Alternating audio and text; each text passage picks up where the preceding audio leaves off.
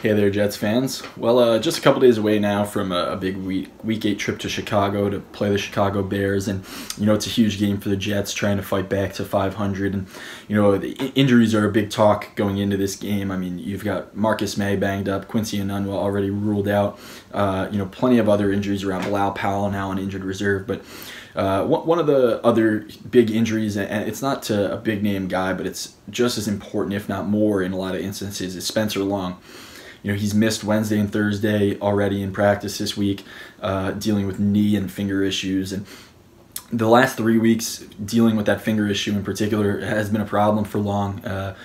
His snaps out of the shotgun have been an issue.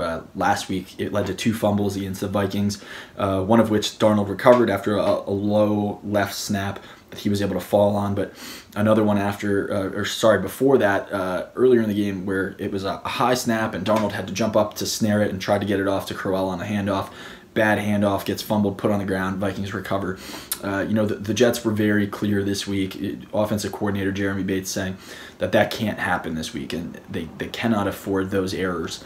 And so he said they've been working and talking about cleaning it up, but obviously with Long not practicing, if they've been working to clean it up, it certainly sounds like there's a chance that Jonathan Harrison, the backup center, could be the guy that's in there, or at least is seeing some time in there this week. And that's an interesting thing to watch as well. Obviously, there's a reason that Harrison is the backup center. So if Long is in there, you kind of know what you're getting, even if it might be a little shaky due to injury right now. But with Harrison, it's a little bit more of a wild card. I mean, do you really know what you're going to get from him snapping the ball? He's a versatile guy that moves around the line. Center isn't necessarily his one and only true position.